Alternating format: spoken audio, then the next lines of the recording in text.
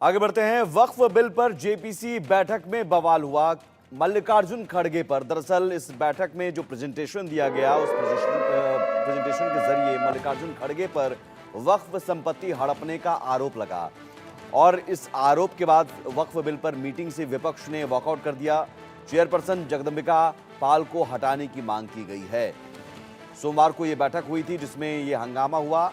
अब तक 4 बैठकें हुई और चारों बैठकों में विपक्ष के सांसद बार बार आरोप लगाते रहे कि इससे पहले जो बैठक हुई थी उसमें वॉकआउट किया गया। विपक्ष के सांसद इससे पहले आरोप लगाए थे कि मंत्रालय ने जानकारी छिपाई और अब एक नया बवाल मल्लिकार्जुन खड़गे, उन पर वक्फ संपत्ति हड़पने का आरोप लगा। एक प्रेजेंटेशन वहां पर दिया गया, उस प्रेजेंटेशन में आरोप यह लगा कि मल्लिकार्जुन खड़गे ने वक्फ संपत्ति हड़पी, जिसके बाद विपक्ष ने वॉकआउट किया है। जेपीसी की बैठक में हंगामा और चेयरपर्सन जगदंबिका पाल को हटाने की मांग की गई है।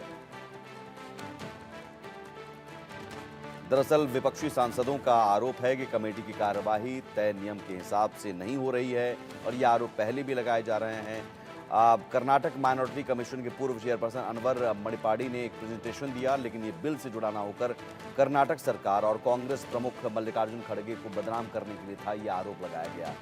अनवर ने अपने प्रेजेंटेशन में खड़गे पर वक्फ संपत्ति हड़पने का आरोप लगाया, जिसका विपक्षी सांसदों ने विरोध किया। दरअसल मार्च 2012 में वक्फ के 2.3 लाख करोड़ रुपए के घोटाले का आरोप लगाने वाली मणिपाड़ी कमेटी ने तत्कालीन सीएम सदानंद गौड़ा को अपनी रिपोर्ट दी थी। अनवर मणिपाड़ी उस समय कर्नाटक माइनॉरिटी कमीशन के चेयरपर्सन थे और उन्होंने ही इस कमेटी की भी अध्यक्षता की थी। करीब 8 साल बाद सितंबर 2020 में रिपोर्ट विधानसभा में रखी गई। उसमें कांग्रेस के कई बड़े नेताओं के नाम थे और अब उसी रिपोर्ट को कहीं न कहीं प्रेजेंटेशन में दिखाया गया और ये बताया गया कि किस तरह से वक्फ संपत्ति हड़प भी ली जाती है और वक्फ संपत्ति के रखरखाव नहीं होने के कारण इन संपत्तियों को लेकर विवाद भी रहा है।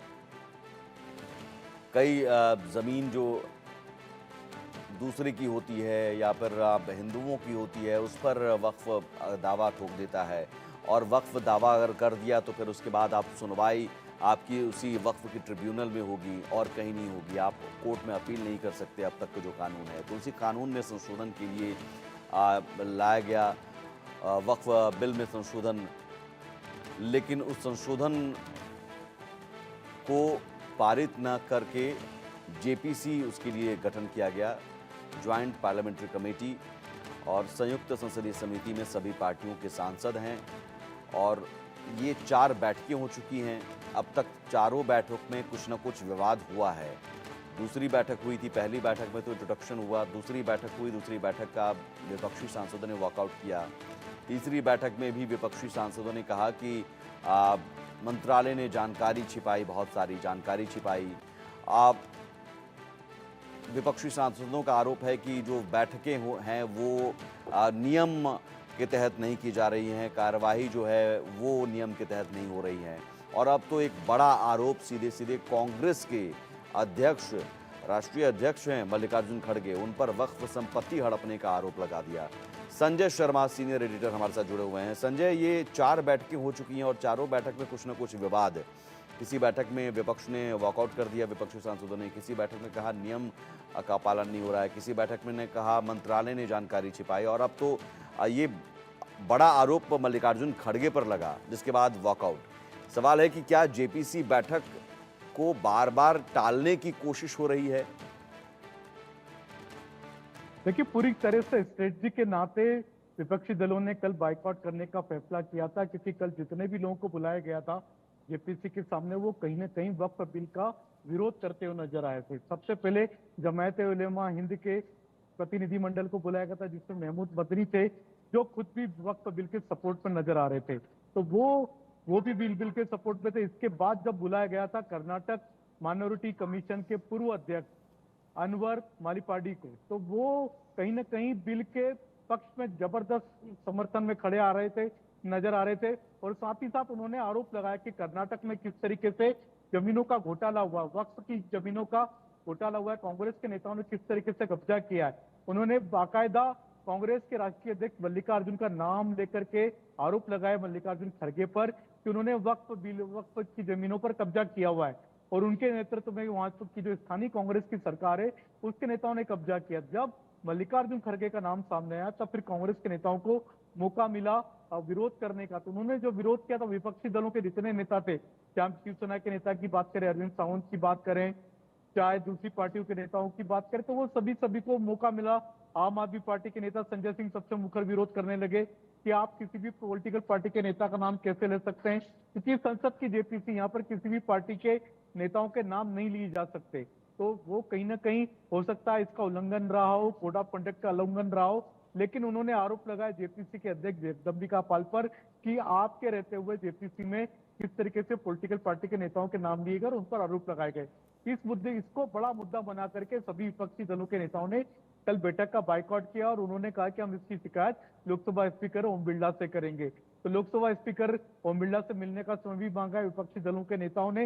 लेकिन हम आपको बता दें कि कल जो तीन जो और प्रेजेंटेशन होने थे वो थे विष्णु हरि जैन, जी हाँ, विख्यात एडवोकेट है, जिन्होंने ज्ञानवापी मस्जिद, ज्ञानवापी मामले में बड़ा फैसला कराया है, पूजा का फैसला कराया, वहां पर उनका प्रेजेंटेशन होना था और वो वक्फ बिल के जबरदस्त विरोध में थे। उनके कई सारे तर्क ऐसे थे जिनके जवाब विपक्षी दलों के नेताओं के पास नहीं थे। इसके अलावा अश्विनी उपाध्याय, जो कि बीजेपी के नेता भी माने जाते हैं, वकील भी हैं, पेशे से सुप्रीम कोर्ट के लॉयर भी हैं, तो ये कई सारे ऐसे प्रेजेंटेशन होने थे जिनके तर्कों के जवाब विपक्षी दलों के पास नहीं थे और कहीं ना कहीं वो चाहते थे कि इनसे बचना चाहते थे, इन वकीलों को फेस करने से बचना चाहते थे।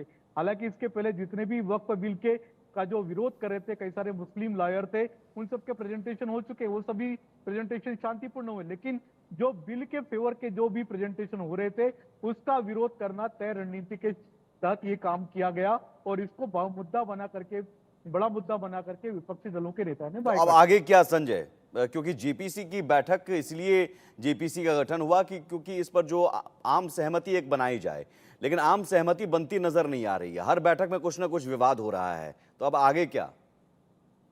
देखिए, आम सहमति बन नहीं सकती क्योंकि वक्फ बिल का जबरदस्त विरोध हो चुका है, लाइनें खींच चुकी हैं, कौन बिल के फेवर में कौन बिल के फेवर में नहीं है। जहां तक बीजेपी और उसके सहयोगी दलों की बात है तो उन्होंने कहा था कि पहले हम जेपीसी में इसको मामले को डिफर करें, उसके बाद में हम बिल का सपोर्ट कर देंगे। तो जेपीसी बना करके सबकी बातें सुन ली गई हैं, सबके कंसेंट और डिसेंट नोट ले लिए गए हैं, तो आप कह सकते हैं कि एक तरह से जेपीसी का काम पूरा हो चुका है। कई सारे शहरों में जेपीसी की जो टीमें हैं वो दौरा भी कर चुकी है, चाहे मुंबई की बात करें, अहमदाबाद की बात करें, हैदराबाद, चेन्नई, बेंगलोर, तो देश के जितने बड़े शहर हैं वहां पर सब जगह जेपीसी की टीमें जाकर के दौरा भी कर चुकी हैं, लोगों से मिल भी चुकी, उनकी राय भी जान चुकी। तो रायों का जो पुलंदा है वो लगभग करोड़ों के आसपास आ चुका है, 50 लाख के ऊपर राय आ चुकी है।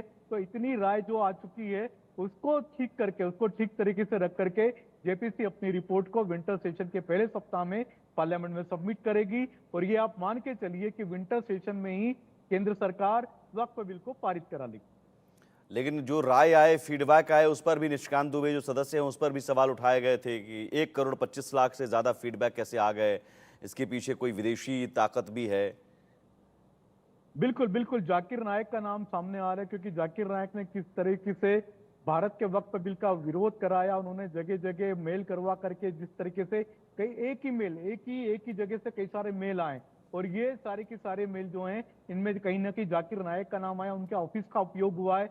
तो ये इस तरह से की बातें थी जो कि सामने आई है, जो कहीं ना कहीं देश के विरोधी बातें भी थी जिसको निशिकांत दुबे ने उठाया है।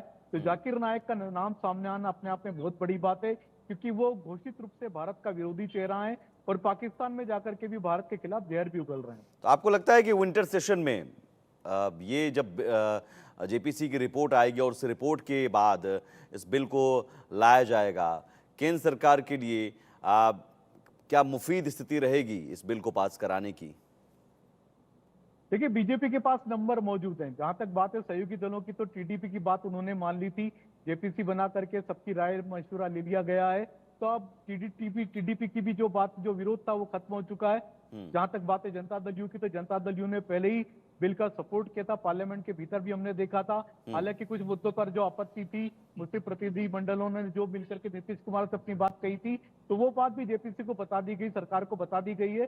कुछ मामूली फेरबदल सरकार बिल में कर सकती है, लेकिन बिल इसी विंटर सेशन में पारित करा लेगी सरकार, क्योंकि बिल पारित कराने के लिए सरकार को नंबर चाहिए। आप इसको पसंद करें या ना पसंद करें, अगर नहीं पसंद करते तो आप अपना डिसेंट नोट दे सकते हैं। तो यही रणनीति जेपीसी में भी अपनाई गई।